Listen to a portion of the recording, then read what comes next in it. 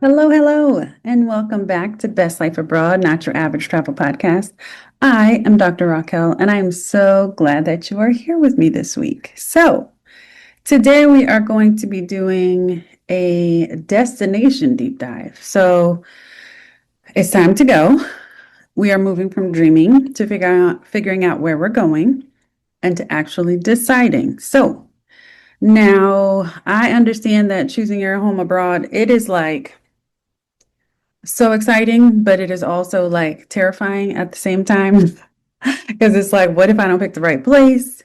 What if I pick a place and I love it, but then I can't stay there? So it is like this push and pull of emotions when you are deciding where am I actually going to live. But if you are a person where you are like me, you've done the deep dive into all the YouTube pages, all the YouTube videos, all of the blogs about what visa you're going to need, where you're going to send your school, what the weather's like, what bugs do they have there. Yes, I have looked that up myself because I am not a bug person. What are the top 10 places to live abroad? All the lists, all the things. You are not alone. Okay. Been there, done that, got the whole t-shirt. But here is the thing.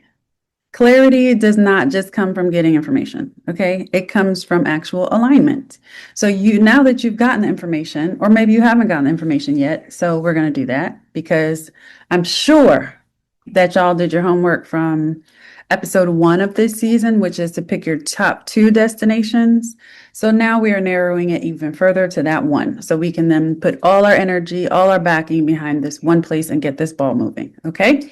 So, you really got to figure out like where that alignment is with what you're really wanting to do, the life you're really wanting to have abroad. Okay. And that will help you filter through all of this barrage. There is an endless supply of information about everything. And what I am realizing, and what I guess I can't say am realizing, I realized this some time ago, but there are lots of people out there just saying stuff like they Googled the things and now they're telling you the things, but that doesn't make it accurate. Okay. And also, somebody else's experience abroad can be extraordinarily different than yours in that exact same location. Okay. So you have to figure out what for you works. Okay. So that means thinking through your values, your vision, and your reality. Where are you right now? What is it that you'd like to have? And what is it that's really important to you?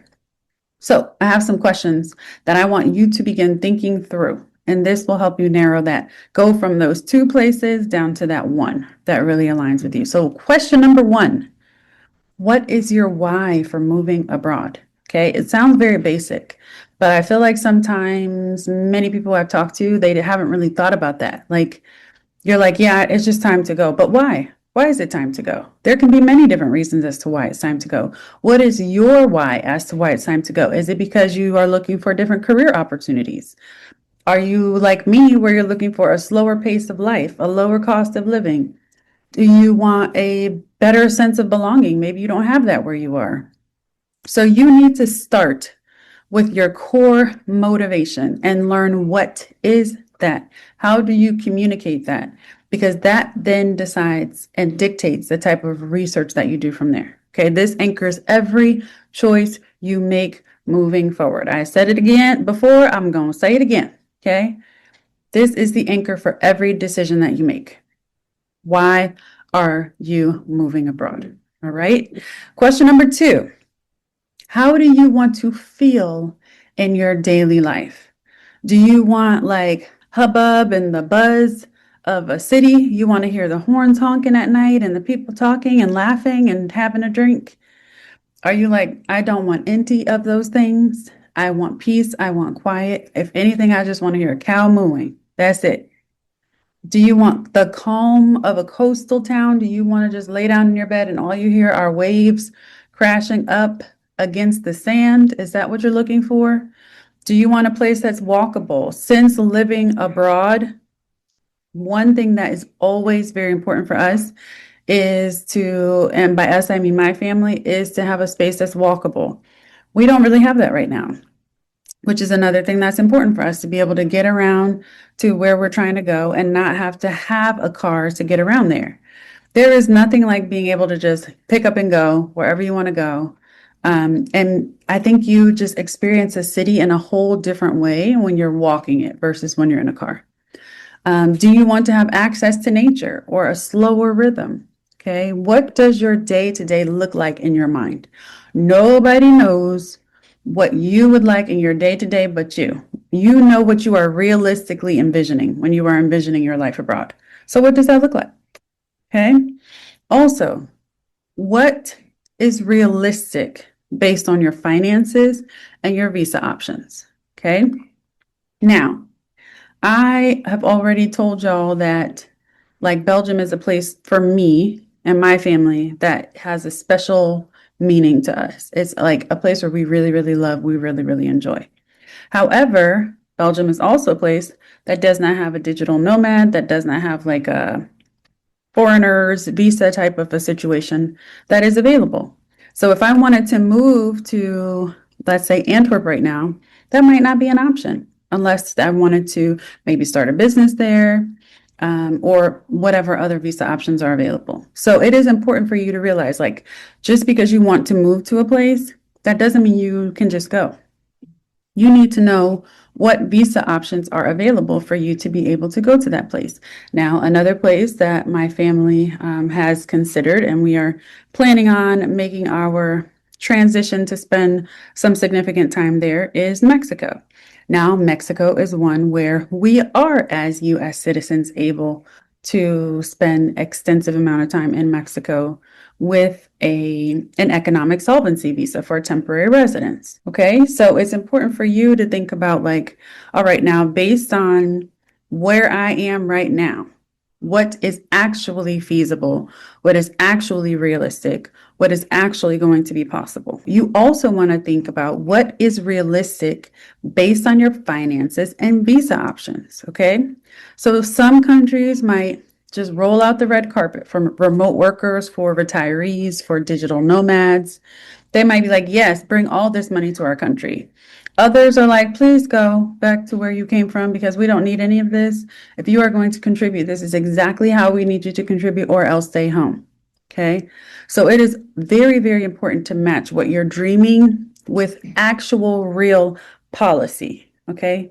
I have conversations all the time with people who are like, I'm not worried about the visa. I know I'll get the visa. Do you? Because you are self-employed and work from home. They don't have digital nomad. So how are you going to get there? What you going to do? And you said that this is your budget. That's not going to be a possibility based on that budget, because according to them, you have to invest 440,000 euros into their economy. So are you going to do that? And that's not by buying a home. So let's figure out what that option is, because this ease of visa is not necessarily a thing. So you really have to make sure that the visas that are available to you. Okay, there has to be a match there.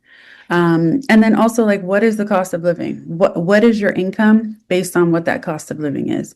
And not just for tourists, but for residents. A lot of times for tourists, that cost of living is way higher. So if you want to go live the tourist life, in whatever country you're moving to, that might be way more expensive than if you were living a local life in the country that you're moving to. Okay. So for example, my family and I are planning on spending extended time in Mexico. We are not trying to live as tourists. I want to live with local people. I've said it before, I will say it again. Creating like a US enclave in countries that you move to is not cool. If you are going to go somewhere, then you should be integrating into the culture, learning about the culture, the language, the community that is there. So going to live as a tourist in Mexico is not my plan. I plan on having my kids with their Mexican friends. I plan on having my Mexican friends. I plan on eating, supporting local businesses. Like, that is very, very important. And that also alters the cost of living. If I were to go stay at a resort for 2 years in Mexico, that cost is going to be very different than I'm going and I'm renting an apartment from a Mexican family in Mexico. Okay, so you want to really think about those things. Also, how does the country you're moving to treat people who live, who behave like you? It is very important to understand that representation and safety matter. You might be going to a place where there are not a whole lot of people who look like you, but that the people who you do know that look like you there, they are like, we are very safe. We don't have to worry about always watching our back. We're not getting followed around in stores. We don't have to have fear when certain situations happen. Okay.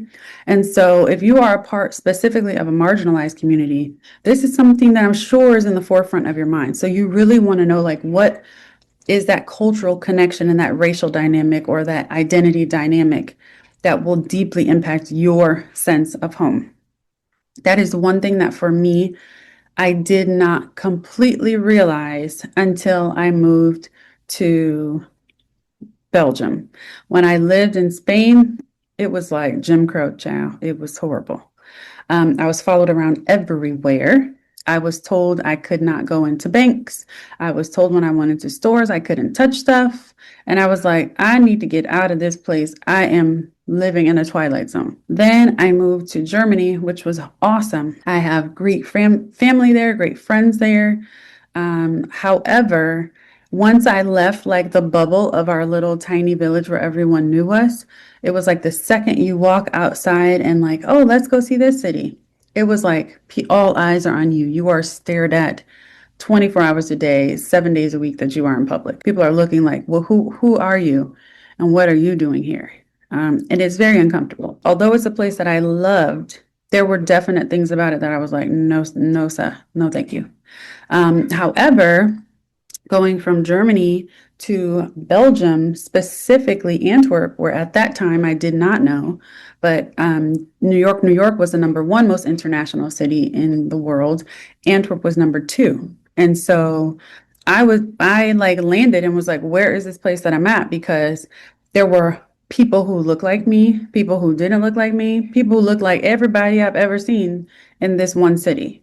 And so it was like I could walk through and just like live my life and nobody is thinking about me because there's somebody else who has a very similar outward appearance and identity who's right across the street and down the street and behind me. And so it's like I can just be. There was nothing like it. It was amazing. Once I had that experience, I was like, we are never going back, okay? We are never going back to this other way of life. It is very, very important that you look beyond Instagram and actually like gain some information on the lived experiences. And I will say it is very, very important to understand, like I identify as a Black woman. My experience will not be the same as another Black woman. Also, what's real in the world is colorism. One Black woman's experience may be very different from my experience based on just their hue. And so you really have to, if you can, I definitely would recommend it. If you can put boots on the ground in the place that you're trying to go to, I absolutely recommend that first before making a big commitment to where you want to be.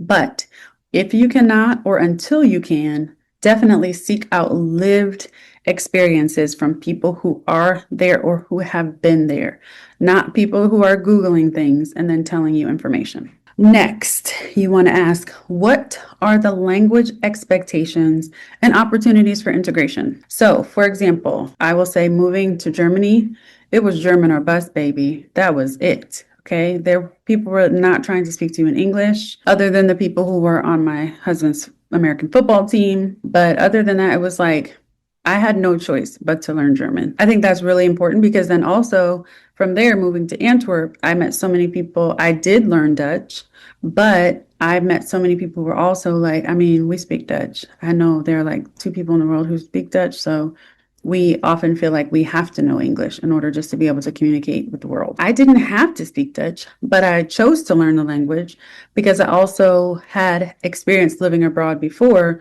where I understand the difference of just your experience when you're able to communicate with people in their native language. It just changes it, period. So I always will recommend and encourage you to learn the language of the country you're moving to, whether or not is required, whether or not you have to. Okay. And then also there are different integration opportunities in the different countries that you are interested in as well, because moving to Spain, there wasn't really much at the time. Moving to Germany also, I didn't have any like integration opportunities or experiences. I think that that's changed some in more recent years. Moving to Belgium, There was a lot. It was amazing.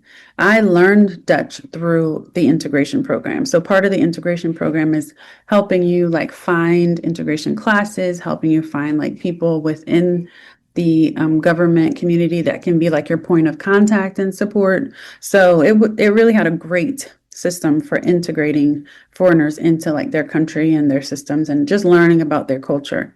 So different countries have different things. So I definitely will say, how will you not just arrive, but belong and integrate into the community that you're trying to go into? Okay.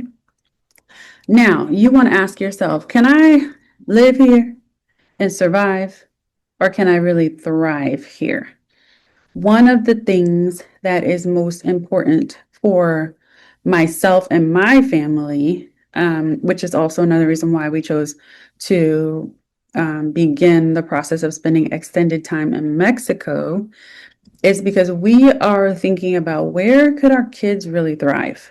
Could this be a place where they can really like just like make friends and be around kids who are kind? What does this really mean in terms of like what type of flexibility we have as a family, how much time we can spend together? So we really don't want to just be somewhere where we're kind of still on this like rat race of life and trying to figure out, okay, what are we doing? How are we doing it? And always being in grind mode, but really a place where we can build like a legacy of like family and community with our kids. And so for us, that equals thriving. And so it's also important to like figure out what your definition of thriving is. And then can you do it in the place you're trying to go to? Maybe, like, for example, one place that we really love, but I have zero intentions of moving there is London. I love London. But to me, London has a feel of grind, not exactly in the way of US.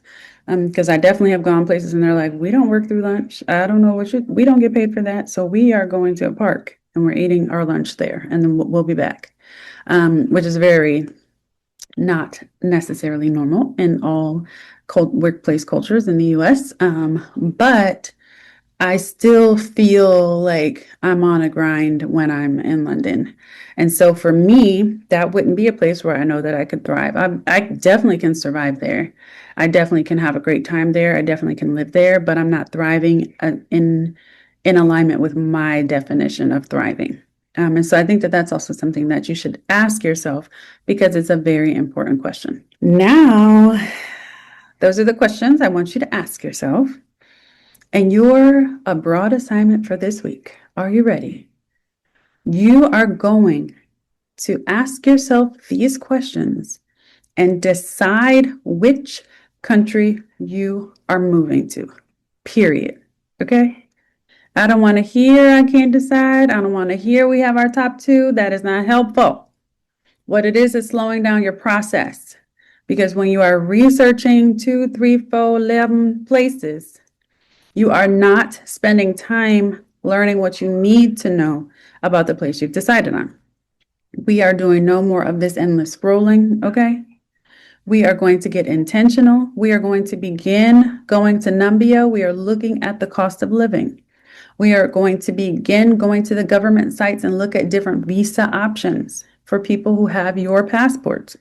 We are going to go back to the groups that you already signed up for in your previous homework. You are going to say, we've decided, we're moving. We're just figuring out exactly what we need in this specific thing. Can y'all help us? You've set your time. You're now deciding on the country.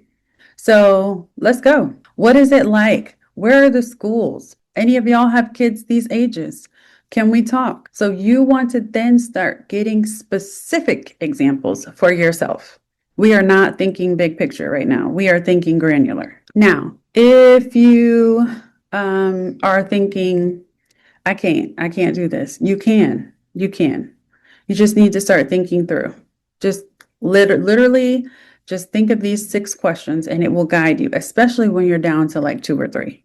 It will be easy peasy. So go ahead and get started. Think through the questions. And this is the week. How exciting though, right? This is the week that you are deciding where you are going to move abroad. What can be like better than that? And then now you can do all the things. You have your thing decided. Then it's like, okay, now we can officially begin like, okay, what are we going to do? When are we going to go? Where are our kids going to go to school? Then the excitement can happen because you've made a decision, and then you can start thinking like and envisioning like, what will this actually look and feel and be like? So come on now. You got this. You can do it. I know you can. So yes, if you need help, of course, I am here to help you. Go to www.yourbestlifeabroad.com. Set up a time for us to talk, and I will help you. But you got this. You got it. You do. I know you do. We just got to start thinking through exactly what you want, okay? So I'm here. I will be here with y'all. Let's do these things. I'm in process with you, okay? It is time to go.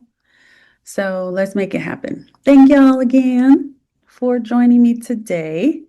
And I'm super excited to be on this process with you. But if you are feeling hesitant, you need your help with your Move Abroad roadmap, getting started, kind of calming the nerves, asking the important questions that you need answers to, by all means, please set up a time for us to connect.